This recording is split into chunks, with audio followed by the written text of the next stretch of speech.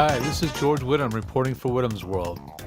Once in a while, I'd like to answer a question about something that's kind of high-end. I try to keep the questions more general that apply to more of you, but occasionally just something comes in I'd like to address that may be, well, probably will be out of the reach or totally unnecessary for many of you. So, that being said, if that's one of you and you want to geek out, go ahead and watch.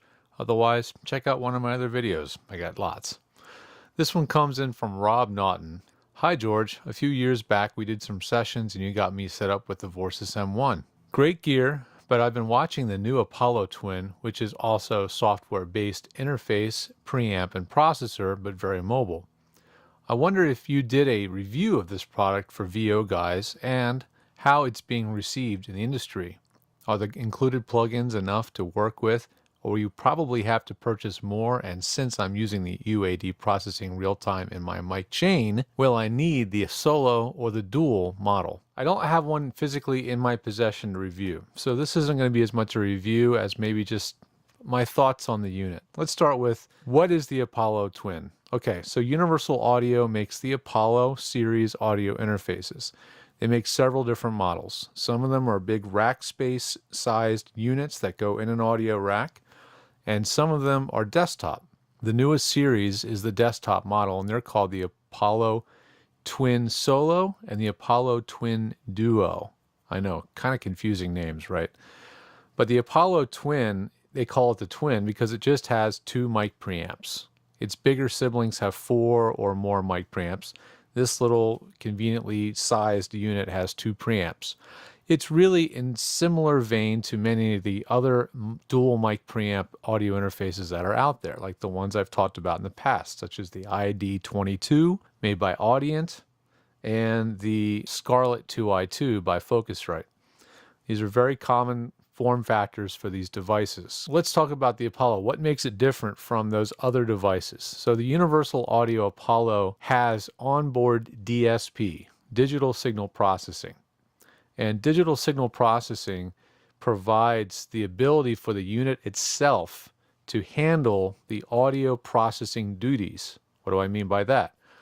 Well, normally, when you have an audio interface such as the Scarlett 2i2, it's doing a very minimal job. Well, actually, it's doing a lot of things, but it's not doing some of the more heavy lifting that requires DSP, or digital signal processing. So with an Scarlett 2i2, the signal comes in from a microphone, gets amplified using the preamp circuit, brought up to a signal that can be recorded, then it is converted from analog to digital, and then it's passed out to the computer through USB. But what the Apollo can do is, before it gets passed into the computer for recording, the signal can be passed through other processing functions. And it's as though you have a rack full of equipment, but it's all virtual inside this little box. So you can have the microphone come into the preamp. You can choose different models of preamps, all in a virtual environment that you would prefer to have their sound characteristics. Then you can choose to have the signal flow through a series of other processors, such as channel strips, compressors, EQs, noise gates, I mean, you name it. So it gives you this kind of virtualized audio rack of gear, and you can have stuff in this system that you might only dream of owning if you're an audio engineer. But you're probably thinking, well, can't I just record into my DAW, like Twisted Wave or whatever, and then just apply processing in post? So in other words, can I just apply the processing later? Why would I need to do the processing on the way in and record with the processing on the audio? Well, many of you can do that, and it works just fine. I'm a huge fan of doing the processing in post for most people, because if it's done in post, you'll have the original audio that's unprocessed, unmodified, and you'll be able to then create another version of the audio that's processed. If you use processing in the Apollo Twin and you process on the way in, so you record through the processing chain, your recorded audio will have all of those different processing steps applied to it in real time. So the Apollo lets you process on the way in, and you can put on your headphones and actually hear the way you would sound through that processing in real time. They've made their own versions of plugins for at least 5 or 6 years now, maybe longer. So they've been vetted by the industry. They've been using them in other form factors without the audio interface. They have like a thing called the UAD that just plugs into a computer and provides that external processing device. But what they did is they took that external processor and added all the inputs and outputs and made it into a one-stop shop, one-piece solution. And so the processing, the DSP circuitry, the plugins, the audio console, all the functions that normally would be pretty new and unvetted have been around for a very long time. So because of that, they're very stable, very reliable, and actually pretty easy to learn. I'm not going to say they're going to be easy to learn how to become a recording engineer by using this. That's a whole nother story. You can buy the greatest set of paint brushes and paints. Doesn't mean you can paint Van Gogh. The tool set is very, very stable, very easy to learn, and very logical. If you've used audio mixers before, the Apollo console is very easy to learn. Most of the other consoles that the other audio interfaces that have these such a thing, such as the Mbox Pro, the Focusrite, RME, I mean, there's a bunch of them.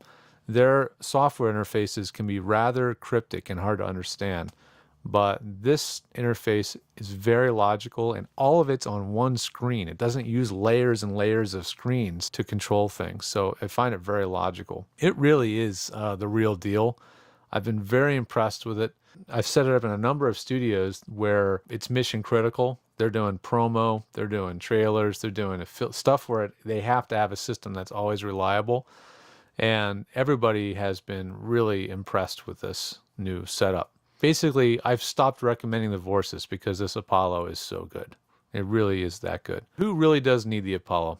Well, anybody that wants to process in real time and doesn't want to have to do it later in post when they're preparing the files, this is definitely going to be for you. And those who are working over real-time audio devices such as ISDN codecs or Source Connect or IPDTL, or anything where the audio is streaming over the internet and the studio on the other end is recording it, that's where a device like this can be pretty cool, because now you can make sure the audio is tweaked to your satisfaction, and then when you have that session with the other studio, they're recording the audio that you want them to hear, as processed as you want. Now, that means you can go way overboard with the processing. So unless you have an audio engineering background, I definitely recommend you have somebody like myself tweak it and set it up for you to give you a good baseline setting. But it really has been received very well among those that have used it.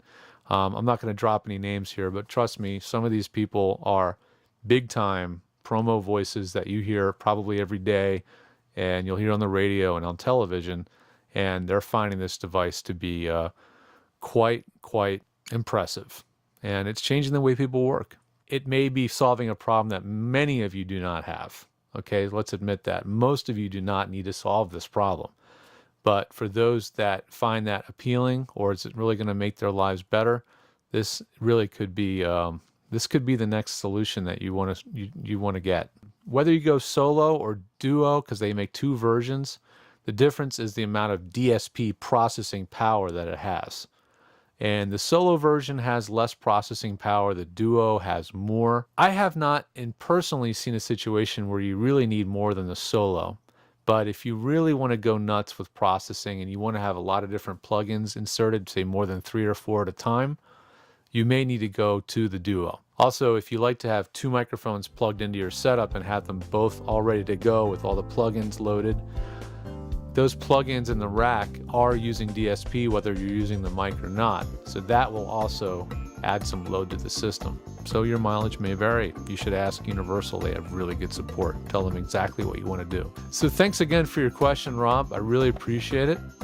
If you want to have your questions answered and you don't want to be so geeky and you just want it to be something more basic, then this is your chance to write in. Send it into whittamsworld@edgestudio.com. and I'll answer it during a future episode. If you'd like to have me or help me put together a best of Whittam's World for 2014, send in your suggestions for some of the tips that you thought were the best tips.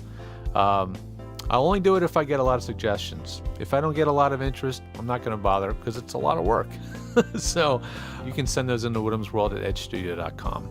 VOstudiotech.com is still where all my tech support stuff is located. So if you want to hire me for anything, go check me out there. There's videos, tutorials, all sorts of handy stuff over there. You can always call us too, 212-868-EDGE if you're kind of a phone kind of person. Thanks for watching. I appreciate your time. I'll see you guys next week. This has been George Whittam reporting for Whittam's World. Take it easy.